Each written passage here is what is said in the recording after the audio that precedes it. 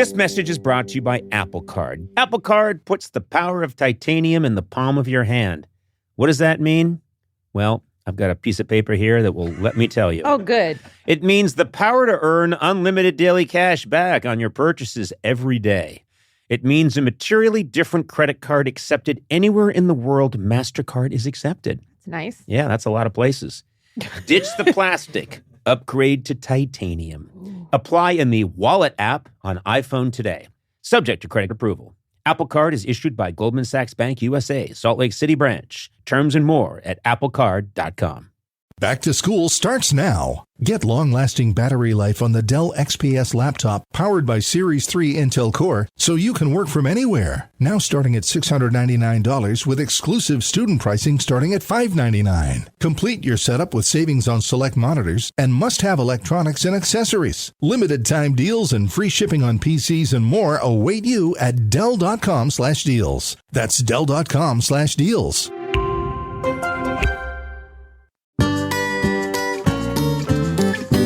Hey there, and welcome to a unique and I think a bit unusual episode of Conan O'Brien Needs a Friend.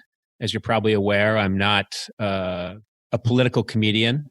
That's not my milieu. I usually keep my opinions to myself.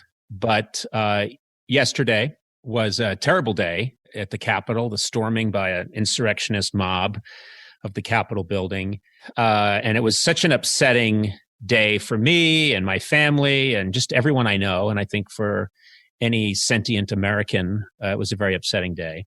So we realized at that point, and this is unusual, that a while ago, I had seen Ron Reagan Jr., former President Reagan's son, giving an interview on a documentary. And I was watching him, and I'm a history buff, and I thought, I'd really like to talk to him. He seems like he's very smart. And of course, also, he's very funny and witty. And so we arranged to set up an interview with him that was going to be just a regular interview. And then the interview was scheduled for today. And today is the day after the insurrectionist attack on the Capitol building. So it just so happens that I was talking to Ron Reagan Jr. at this perfect time. So we decided to make it kind of a special episode. We're just going to talk about what happened at the Capitol. We're going to also just talk about what's happened to the Republican Party in general. And I think Ron Reagan Jr. has a good perspective on that and a unique perspective on that. And we are going to let this go out unedited. It's not going out at the usual time. And all I'll say is if you're not interested in hearing any discussion of politics right now, if this isn't what you want from Conan O'Brien Needs a Friend, you don't have to listen.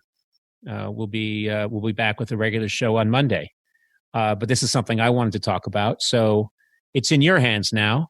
And I really, really do am looking forward to this conversation. So let's get started. Ron Reagan Jr. Today's conversation is a little different. I often talk to comedians about comedy. I occasionally stray. And this is a complete accident, but I think a very fortunate one. I happen to be watching a documentary on the Reagans and the Reagan era in office. And I was watching the documentary, and I'm an amateur history buff. And lo and behold, Ron Reagan Jr. Appears often throughout the documentary, and I'm watching him, and I'm saying, "There's a guy that's had a lot of therapy who appears very. He just has a. You're extremely likable, and you're also someone who seems very nuanced and just a good human being." And I thought, I'd like to speak to Ron Reagan Jr. I went to my bookers and I said, "Do you think you'd want to talk to me?" This is all before the events that just transpired at the Capitol, the charging. Something happened? Yeah. Now, Ron, I know you don't get out a lot. I was out of the country. I was in the basement. Yeah. Let me start with about 4 years ago, Donald Trump was elected president, the real estate tycoon. How did that happen? Well, listen, we have to catch you up on a lot. And Gilligan's Island still canceled. Oh, no. Well, there's the headline. I love the idea that I have to fill you in on everything. But yesterday was indeed a dark day for our nation. A insurrectionist mob charging the Capitol, invading the Capitol. 4 people are dead, many people injured. I think many people at the Capitol Hill Police are injured, and it's just a tragedy, that easily avoidable tragedy. And I realized that you were on the schedule to talk, and I thought, maybe this should be a different conversation. Maybe this is the perfect time to talk to you, Ron. And first of all, I looked at everything that was transpired yesterday, and I realized, oh my God, what happened to the Republican Party in this country? And I know that this is a common source of discussion, but who better to be talking to right now, I think, than you. I think that you are I was thinking about this yesterday. Who's a Republican figure from the recent past who could have materialized yesterday and gotten that crowd's attention? I don't think a recent Republican president could have done that. I think Ronald Reagan, your father, still has that place in the hearts and minds of many Americans. And I think if he had materialized and said, please shut up and go home, they'd have done that. Do you feel the same way? No, I don't. I think we're way past that now. I wish it were true. I wish somebody else. Maybe it's wishful thinking on my part, but I think your dad obviously is, I guess the point I'm making, he's still held in very high regard by rank and file Republicans everywhere. So maybe that's wishful thinking on my part. Well, I think you're certainly right that he had more moral authority and if you like, characterological authority to do something like that. But I think we're way past that now. I think that's there's no chance for these are people who wanted to do what they did, and they were given permission to do what they did by the President of the United States, who clearly knew what he was doing, knew what he was inciting, and then when it happened, sat back and enjoyed it for hours. Yeah, apparently was watching in the Oval Office, and by several accounts, happy that people were wearing his merchandise, which sounds like I'm making a joke, but I'm not. He really is on a purely pathological level. He's happy to see people. So there were more Trump flags than there were American flags, and I think he's proud of that. Yeah, I think we make a lot of mistakes with Donald Trump. One of them is acting as if his presidency has something to do with, policy and statesmanship or anything else, as opposed to simply being a grift, which it always has been. It started as a grift and it continued as a grift. And this is part of the grift moving forward, or so he hopes.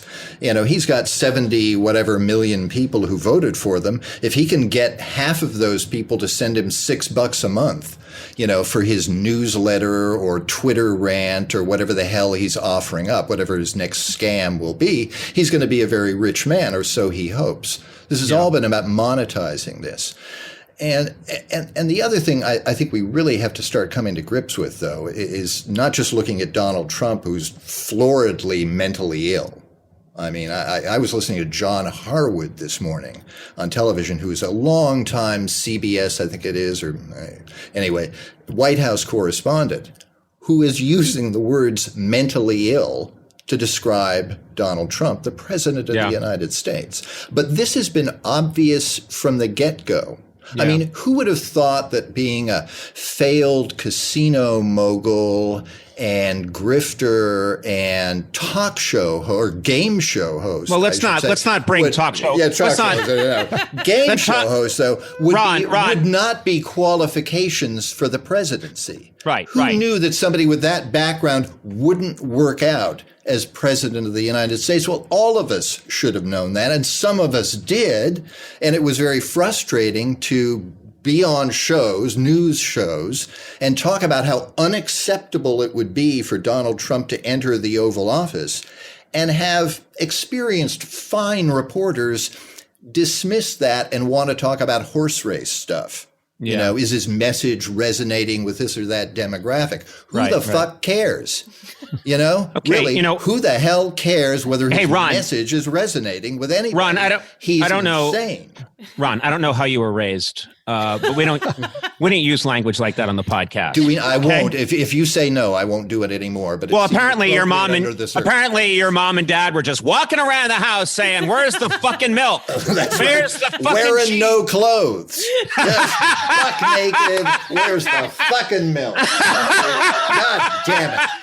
Where's that fucking joint? Who bogarted that joint? That's right. You really have to do the voice, though, to get the full impact of that. You'd have to do the, Nancy, where's my fucking bong?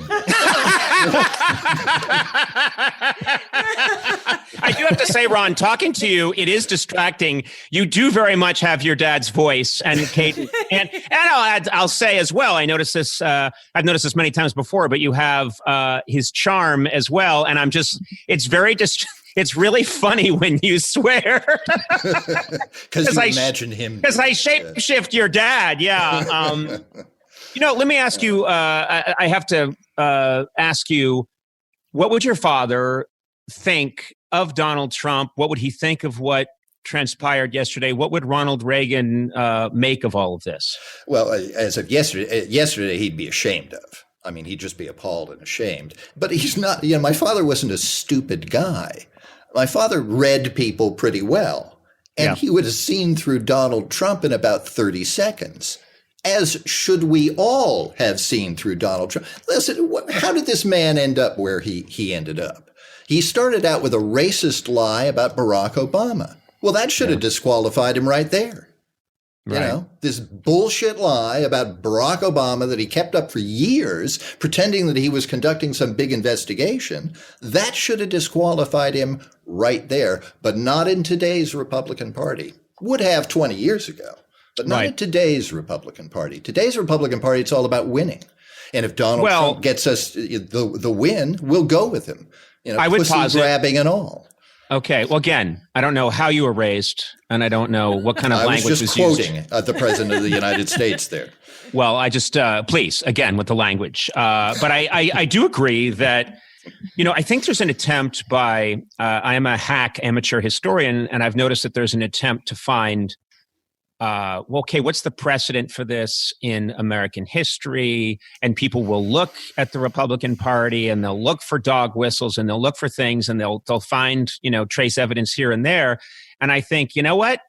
There isn't. I don't see it. I don't see, I know that there have been people that have tried to see, well, this is a long-standing, something that's come to fruition, but Donald Trump is, to me, he begins and ends with Donald Trump, because I grew up, I came of age in the 80s. I was in college when your father I was in high school when your father became president, and he was president all through my college years. And I go to this liberal arts, fancy schmancy college in the East Coast. And of course, everybody was, he's the madman. He's insane. He's going to blow up the world. And I wasn't overtly political in college. I was more interested in learning how to be a comedian. But that was just the general How did that work out, by the way? Well, let's put it this way. I'm on a podcast now. But you're on a podcast with me, Conan. But my point is that that was the thinking. And then as time has gone by, I've read quite a bit about your father. I've read about his administration, and I know that There are many actions he took that people disagree with violently to this day, or virulently to this day. There are many things he did that I thought were actually quite sensible. But there were so many things about him that I didn't understand when I was younger that differentiate him so strongly from this guy we have now. And I know that that's the understatement of the year, but your father wrote in longhand on legal pads his own speeches often. I've been to the Reagan Library. I've checked them out. He passionately believed in what he believed in. And it was not an extension of himself or his ego. It was something that he passionately, now you can agree with him or disagree with him, but it was something, an idea that came to him in the 1950s that he really passionately believed in. And this is, and he could admit he was wrong at times, and he did. He liked having powerful people around him with strong opinions. He liked working with other powerful leaders and listening to them. Mm-hmm. And so when people try and draw any kind of line, and I noticed some of that in the documentary in which you were speaking, and I thought, I just don't see it. I don't see it. And I say that to anyone who, like me, disagrees with strongly with some of the things that your father believed in. But I think he cared a lot about this country. I think as many of our presidents have, and I think what we've got now, as evidenced yesterday, is someone who just wanted to see Trump merchandise, and he didn't care if it was on people who were smashing the Capitol. No, absolutely. My father loved the country, and he thought he was serving the country, and he thought he was the president of all the people and wanted to help all the people. Of course, he made mistakes. Of course, he was wrong about stuff, as are we all. Trump himself, you're right, is sui generis, and there I go with the naughty language again. But he is unique in a sense. But if you want to search for the origins of today's Republican Party, go back to the Civil War. Yep, exactly. We're still fighting the Civil War, and there's a reason why most of the red states are still down there in the Confederacy. And there's a reason why the people storming the Capitol, many of them were carrying Confederate flags. Yes. Yeah. Go ahead. Sorry. I was just going to say, and they might as well have been carrying Nazi flags. Yeah. These loser traitor flags, slaveholder flags. There's no honor in that. It's not about heritage. You want to talk about your heritage? It's slavery, folks. Yeah. Get used to it. Now, Germany has dealt with its past. Time Alabama and Mississippi do the same. Yeah. It's interesting. I was in Germany about, I want to say 2.5 years ago. I'm thinking of it now just because you brought it up. And I was walking through Berlin, and I was stunned in a good way, but stunned by the degree that the German people have gone to acknowledge what happened in their history in the 20th century.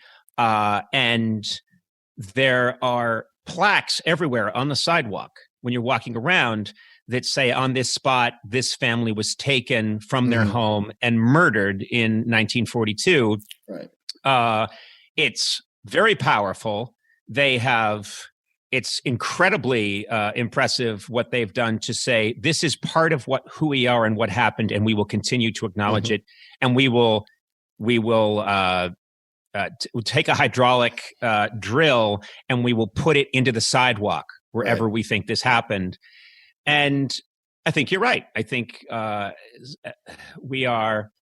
people say this is maybe a civil war. This is like the Civil War. And I keep thinking the one difference is that you could literally draw a line across the country, the Mason-Dixon line, and say everyone on this side is a Unionist and everyone on this side is a Confederate.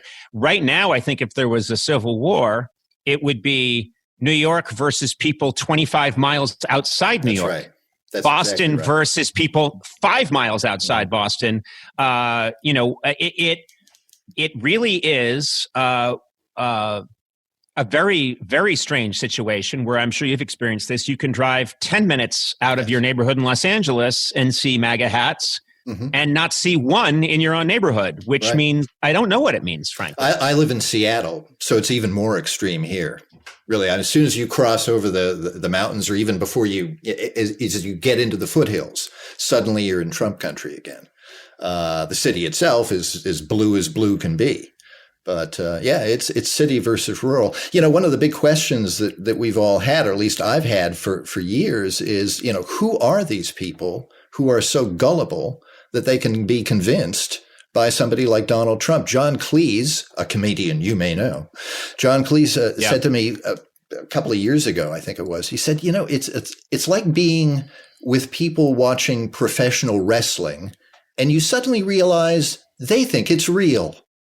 And it's like, how do you have a conversation with somebody like that who thinks this grift is actually something real? So who are these people? And we tend to look at it, I think, in economic terms. Well, they're the downtrodden and they're the out of work, and there may be some of that going on.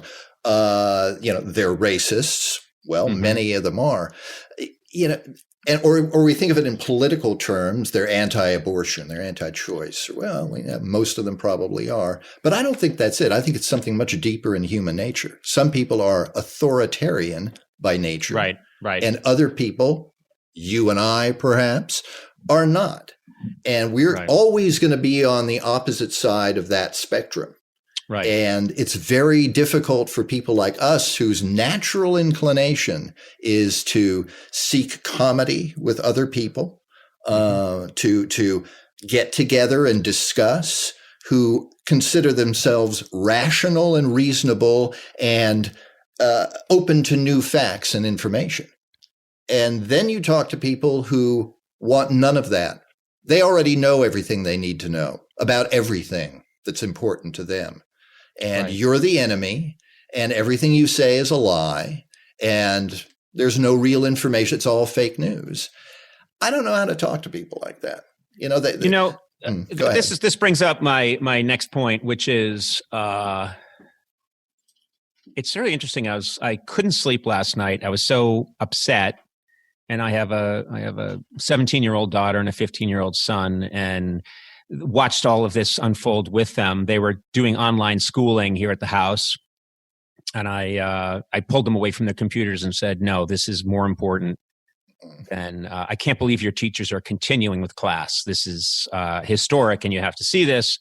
And so we watched it. It was deeply depressing and upsetting. And then I got angry, and my anger personally is not at Trump, because I think he's mentally ill. And if I'm driving down the street and someone runs out in front of my car and starts throwing feces on it and screaming crazy things, and I realize they're mentally ill, I'm not angry with them. I really am not, because they're mentally ill. Right. The people I'm furious with are the Cruzes and the Hawleys, McConnell for so long, Kevin McCarthy, Pence, Rubio, Cotton, Tucker Carlson, Hannity, Murdoch's, everybody who said there's money in this.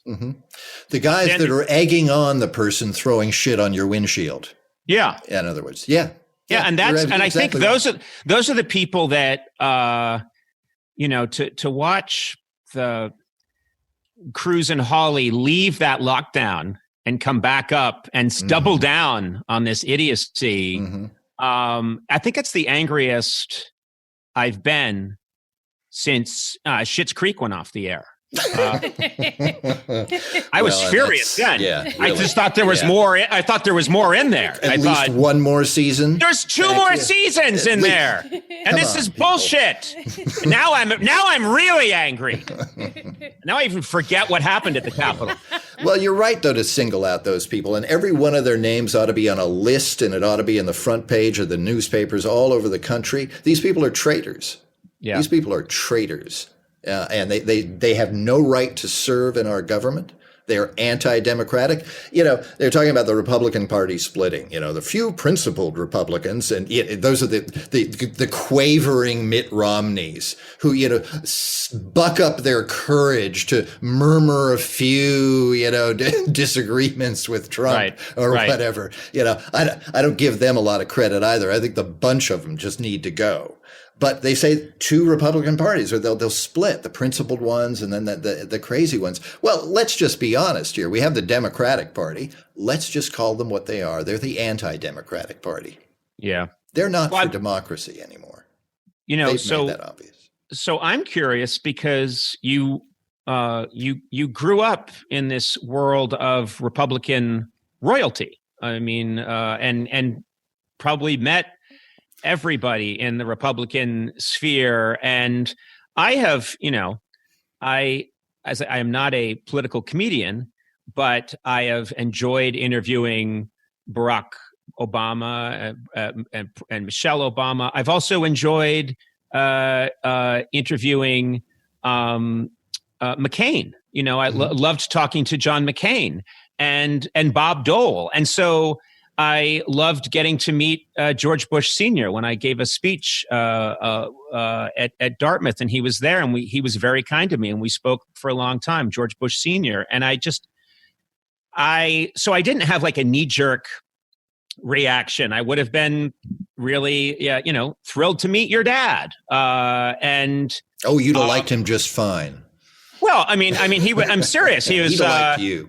He's such a naturally funny person. And also, you can speak to this, and you are, I give you a lot of credit for this.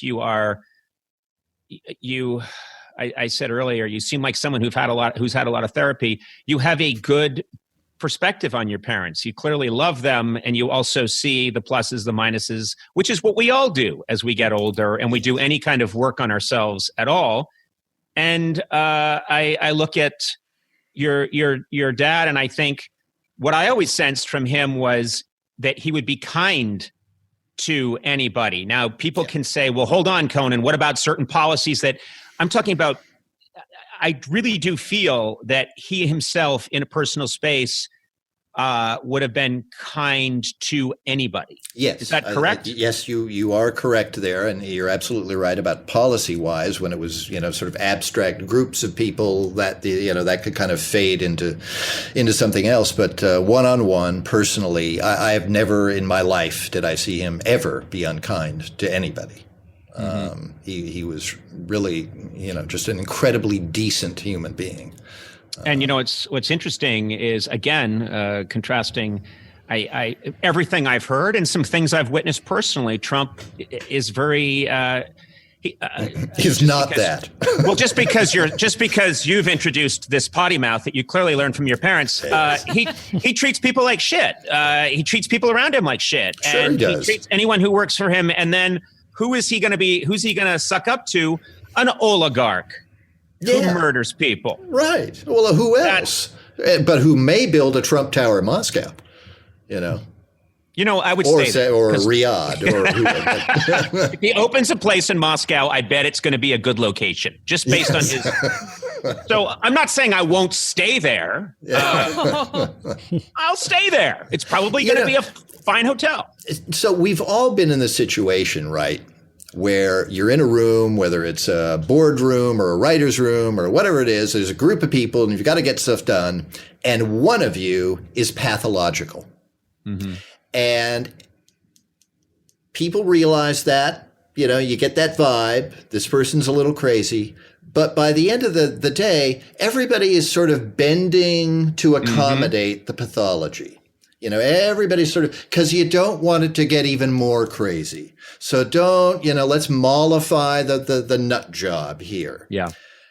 Mistake. But that's what's been happening to us nationally for the last 4 years. We've been stuck in one man's pathology. And many of us, not all of us, but many of us have tried to somehow make it okay.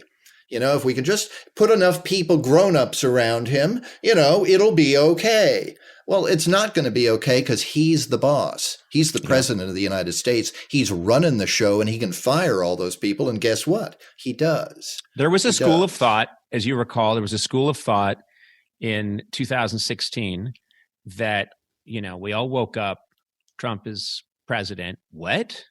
I don't understand.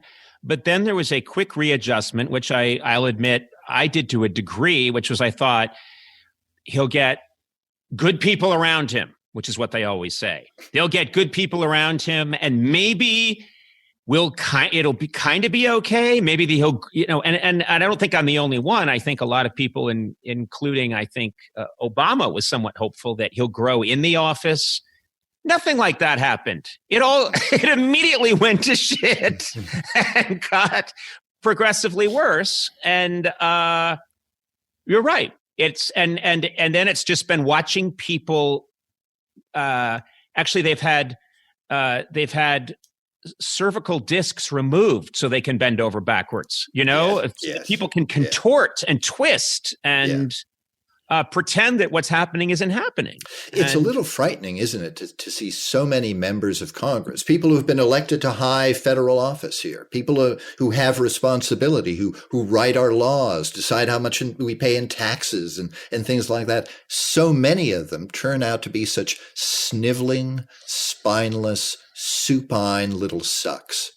Look at that. Was a beautiful. Hey, can I say that was a beautiful sentence? Sniveling, supine, servile little sucks. Servile is good too. Did I throw servile in, or did you say that? Servile is yours. Guess what? I think we should write. Hey, Ron, I think we should write songs together. I really do. I think you and I sitting at a piano, supine, servile, sniveling, little sucks. He's a servile little. Put supine in there, and you got a hit, kid. You got a hit, kid.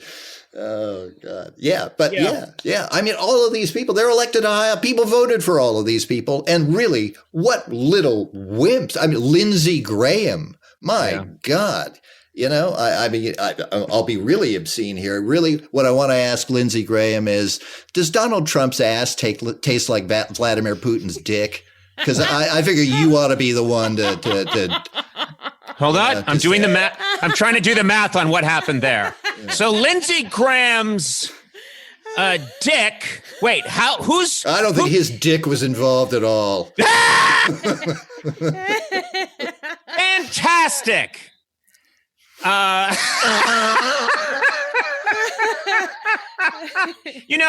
When I got you on the show, you didn't expect dicks.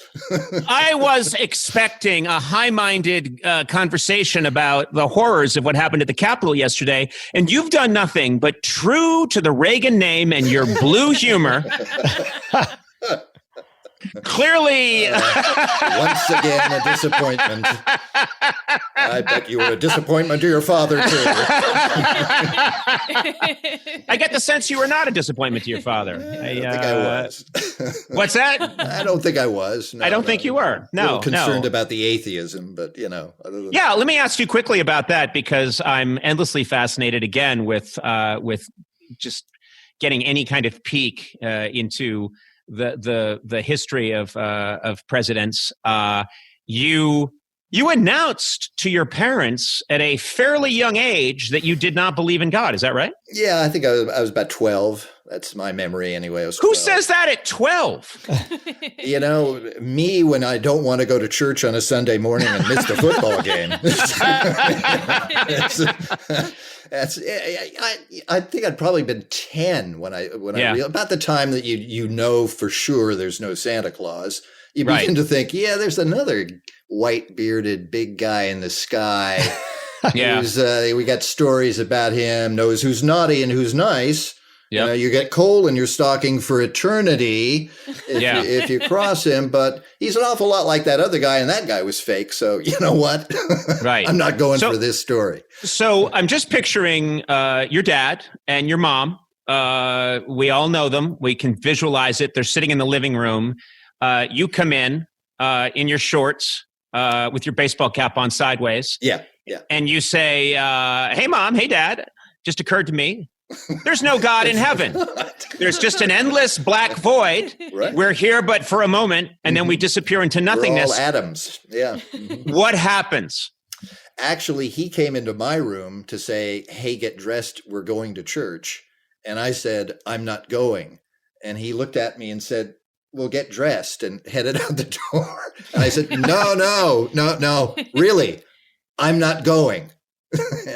and he stared at me for a moment and just decided, okay, well, we've got to go. And they went to church. And then, of course, I knew when he came back that we were going to have a discussion, and we did. And I said, look, I don't believe what you believe, and I'd be a hypocrite and would dishonor your church in a sense by going to church and faking it. Right. You know? And if there is a Right. God, he's going to know I'm faking it. So none of this makes any sense to me, and I'm not going anymore. Wow. And he tried to convince me a little bit, but he was wise enough to not try and strong arm me into doing it. He knew that this had to be a free choice. Right. And he hated my choice, but he would honor it. Did he, I'm just picturing you, it's the late 60s, early 70s. You're putting on 1970, 1970s. You're putting on your music in the house. Yeah. Tell me about that. I mean, what's it like when Ronald Reagan? When I said, "Hey, Dad, do you want to hear Jimi Hendrix's version of the national anthem?"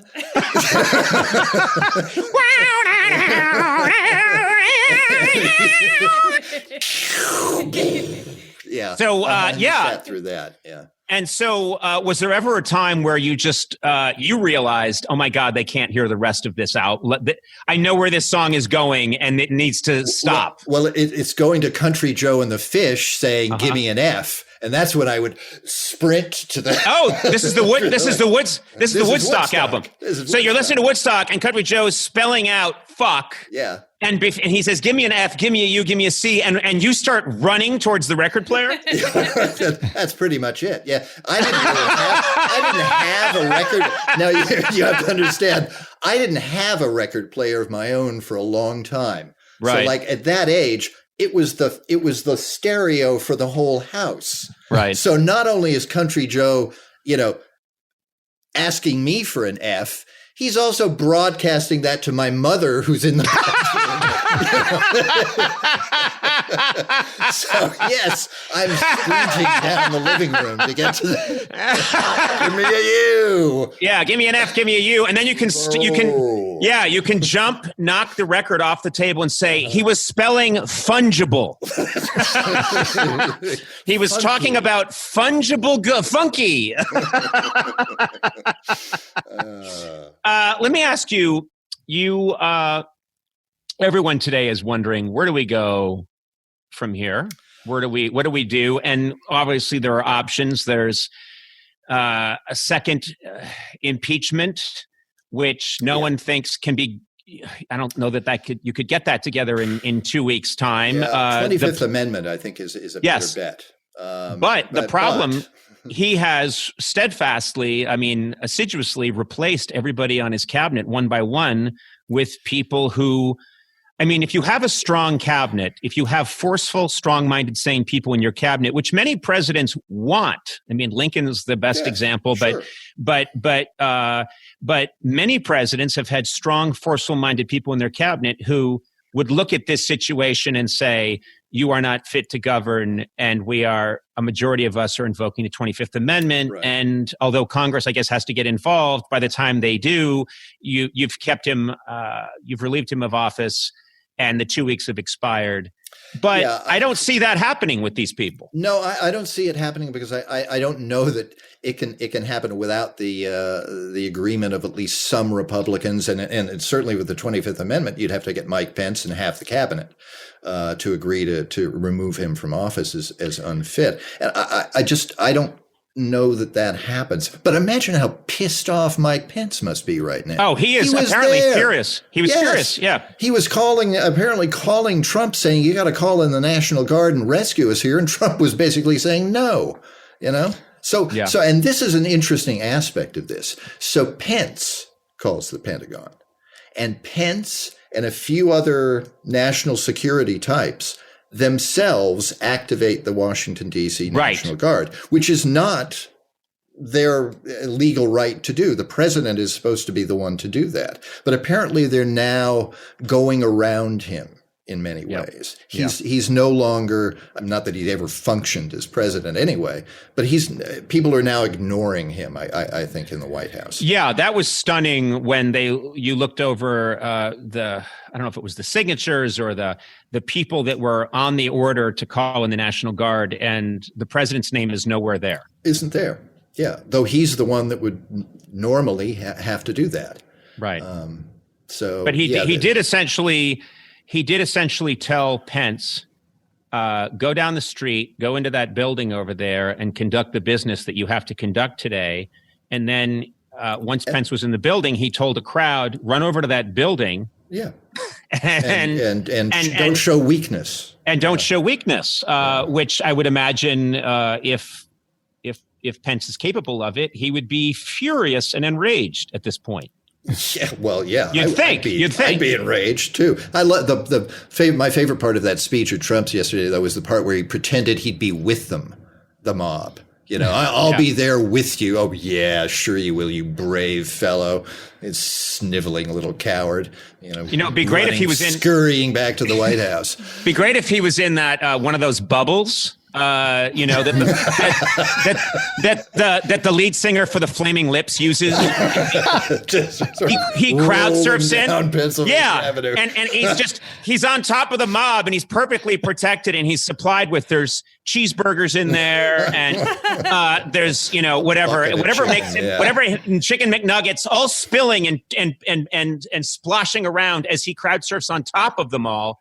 I'd have paid to see that. Not a lot. Not a lot, but yeah, for a minute or two. Yeah, I really want most of my money in real estate. I don't really want it in that.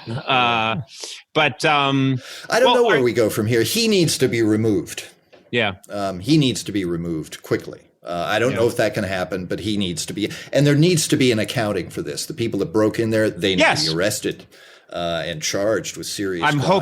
I'm hoping that is happening. I woke up this morning and that's the first thing I thought was, I hope the FBI, Capitol Hill Police. I hope the government is using face recognition. I hope they're looking for these people.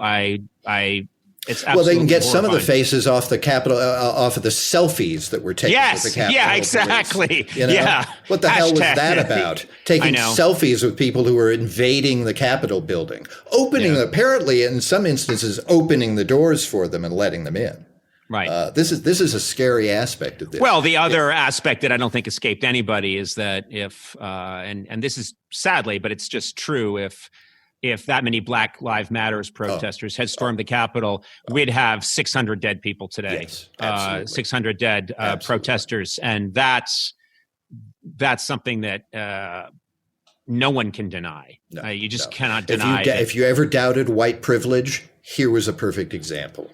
Right. If they had been black, had they been Muslim, I think Joe Scarborough this morning said if they were Muslim, there had been snipers on the roofs picking them off. I mean, it's, yeah. So there needs to be accountability for these people on both sides here, the police as well, for what they did and how they reacted. But I don't know. We've got 100 million people in this country or so, who apparently are okay with this guy. 70 whatever million voted for him. I assume there are others. And that's a third of the country. Yep. Third of the country is batshit crazy. Third of the country believes that Joe Biden is some sort of Satanist pedophile because that's what Facebook told them or something like that, Well, that's another, clearly we have to, I have been of the opinion for several years now that we are a primitive people that were just gifted with the atomic bomb, and we don't know what to do with it, and we're just setting it off left and right. I think that's the power of social media. I don't think, if it takes 10,000 years for evolution to catch up in any way and help us adapt to a new condition, we're only 10 years into that 10,000 years. And we've been gifted with something that has immediately made us, I don't know, rendered us, I don't want to say it, but in the darkest moments, I think, has this new power, this superpower to know what everybody's thinking at any time, rendered democracy untenable. I hope not. Yeah, you have to ask yourself whenever a new technology evolves or develops, not just what are the best people on earth going to do with this? You always have to ask yourself, what are the worst people on earth going to do with this? Yeah. What are the worst people on earth going to do with a nuclear weapon? Going to do with the internet? Going to do with poison gas? Going to do with a weaponized virus? You always have to foresee what the worst will do with something like that, because they will. Our computer systems now in our government have been hacked into by the Russians at a very deep level. That's going to take years and years to sort out. I suspect we'll probably just have to start over from scratch.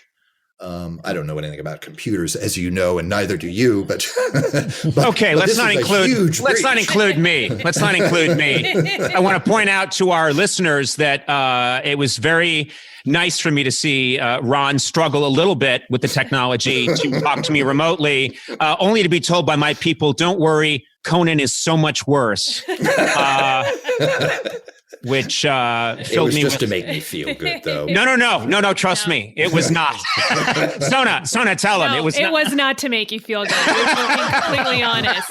And you're even younger than I am, too. I'm like the old guy here. I know, but let's face it, you're in much better shape. Trained dancer, yeah. You could kick the shit out of me in about 8 seconds. No. You're a big guy. Oh, no. That just means I would go down much faster and harder. Like a big tree. Like a big tree, but cushioned by my pompadour, which would save me at the end. That's what I would do. If I could talk to your dad and have a long conversation and hear some of his stories about old Hollywood and some of his political stories, I would love that. But then I would quickly get to hair product, hairline. How do you do it? How did you do it, Mr. President? Because I've built an entire career on this pastry on top of my head, and I've got to keep it going. And you managed to do it. Sure. So you are one of the few people who has his cartoons haircut. Yes. I looked at editorial cartoons in 1982, and I also looked at the Bob's Big Boy logo, and I said, I pointed to the Reagan and the Bob's Big Boy, and I said, get me that. Give me one of those. Because guess what? Ladies are not going to go for it. It'll keep the ladies away. It'll keep the ladies away, but it's going to look good on merchandising. God bless me, it did. It worked for Trump, though. He's got. I don't know what that thing. I don't respect that thing. I'm a connoisseur of hair, and I think that is low back hair that's been combed up and over. I think you may be right. And I don't mean to be superficial, but when somebody shows up with hair like that, that's a bright red flag waving. I'm sorry. Who does that with their hair? Well, Crazy people do that. No, okay, Ron, you're getting into again a very delicate area. I think your hair is a natural cut. It does. Listen, in about a month, when I haven't had a haircut for several months, my hair is going to look. We're both Irishmen with thick hair. It does that after a while. It just kind of goes. Rah. Let me ask you a question, and it's sort of at the end here, which is your perspective on. I'm constantly thinking, could people in the past have made it in the political world of today? And you see what a Ted Cruz, what a Josh Hawley, what these people have to do, the ways in which they have to contort themselves to make it. And I think, if your dad were starting out today as a 35-year-old guy, could he have survived in this kind of climate? You know what I mean? Not as a Republican. No. Yeah. No, it all started to really go south, I think, in the mid-'90s with Newt Gingrich, when they just decided to weaponize everything and become obstructionists.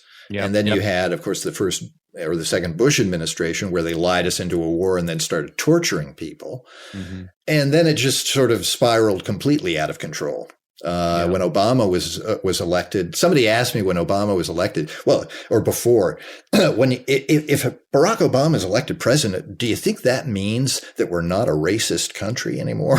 I said, if Barack Obama is elected president, we're going to find out exactly how racist a country we are. And indeed we did. Look at the effort by Mitch McConnell to completely negate the presidency of Obama when he was in office and after. To do away with the Affordable Care Act, having no replacement for it, by the way, which people keep forgetting. 7 years of, we're going to get rid of it and replace it with something better. Well, what is that something better? We're working on it. Yeah. It's behind door number 3. It's behind door number 3. Yeah. I always go back to that moment that was not that long ago when Barack Obama was running against John McCain, and it was late in the campaign, and a woman in the crowd said to McCain, "We can't vote for this man. He's a Muslim." And he's not from this country. He's a Muslim. And he's an Arab, she said. He's an Arab, yeah. McCain stopped her and said, no, ma'am, no, ma'am, no, ma'am. That is wrong. That is incorrect. Now, he's a good family man. He's a good American. I just have to disagree with him on certain things. Yes. Yeah. I get a chill up my spine when I remember that moment, because that was only 12 years ago. And I still get a chill up my spine when I remember that moment, because it feels like something from 100,000 years ago. It was a moment of someone with the microphone in power who's desperately running a race against Barack Obama and wants to win, refuting someone who's there to vote for McCain and telling them, no, you're wrong. He's a good family man. And that's something that, again, I didn't agree with John McCain on lots of things politically, but that we really lost someone special, someone with a backbone. Yeah. He did give us that. Yeah. Give us. We're up. Well, you can't use hand gestures on a podcast. You just the thumbs up and then turning to thumbs down to vote against Trump, which was a great moment. I have a great thumbs up story from my father, actually. So my father, when his last few years in office, decided that he was going to revive the thumbs up gesture. So he started going around the country, he was giving a speech, and he would always thumbs up. And okay, fine. It was very much my dad, I mean, he's like a human thumbs up. Right. And so my late wife and I were in the car with him coming back from some event where there were crowds on the side of the roads in Washington, D.C., in my memory. And somebody somehow got past the police barricade by the side of the road and rushed up to the limousine. And he was promoting a different hand gesture. So he's right on my dad's side of that, and he's snarling, shut up, fuck, like this. And my father gets the full blast of this, turns to us in the car and says, you see, I think it's catching on. So middle finger, thumb. It was a digit. It was pointed up. He's giving me the number one up. Yeah, close enough. He's trying. Well, this has been, on a dark day, and I woke up depressed today, as I think a lot of us did. But then I remembered that I was going to talk to you, and that this was going to be a different conversation than we normally have. But I've always known you to be such a bright and such a quick and funny and warm person. And so just a delight to talk to you. And especially today, because it's one of those days where I want to talk to someone like you and feel a little better about things.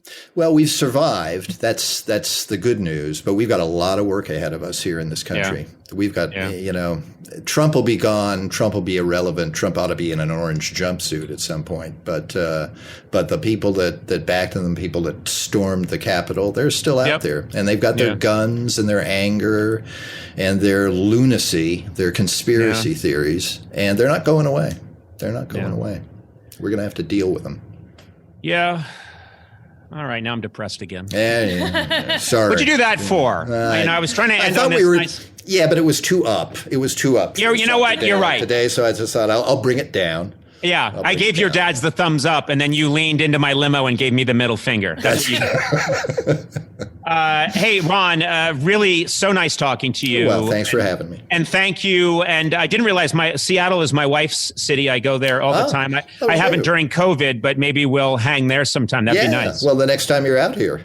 Yeah, absolutely. Are you in LA? I'm in LA. You're in LA. Yeah. Well, why would I ever come down there? I'm not wearing a shirt right now, and I'm doing a ton of cocaine. But once I get my shit together, I'll come up to Seattle, and it would be really nice to hang out. Okay, because I'm wearing Polar Tech and trail running shoes. Well, I can drive alongside you while you run. Ron Reagan Jr., thank you very much. Thank you. Thank you for having me. Conan Conan O'Brien Needs a Friend, with Sona Movsesian and Conan O'Brien as himself. Produced by me, Matt Gorley. Executive produced by Adam Sachs, Joanna Solitaroff, and Jeff Ross at Team Coco, and Colin Anderson and Chris Bannon at Earwolf. Theme song by the White Stripes. Incidental music by Jimmy Vivino. Our supervising producer is Aaron Blair, and our associate talent producer is Jennifer Samples. The show is engineered by Will Beckton. You can rate and review this show on Apple Podcasts, and you might find your review featured on a future episode. Got a question for Conan? Call the Team Coco hotline at 323-451-2821 and leave a message. It too could be featured on a future episode. And if you haven't already, please subscribe to Conan O'Brien Needs a Friend on Apple Podcasts, Stitcher, or wherever fine podcasts are downloaded. This has been a Team Coco production in association with Earwolf.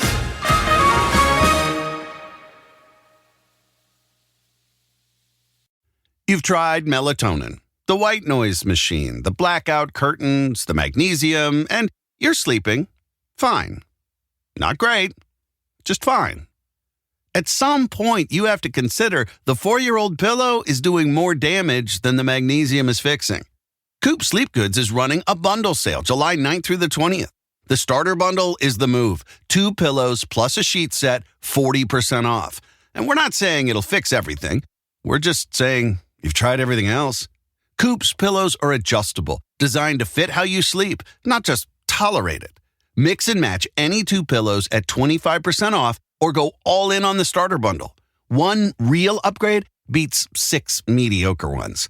Head to coopsleepgoods.com/comedy. That's COOP sleepgoods.com/comedy for 40% off the starter bundle and 25% off all other bundles.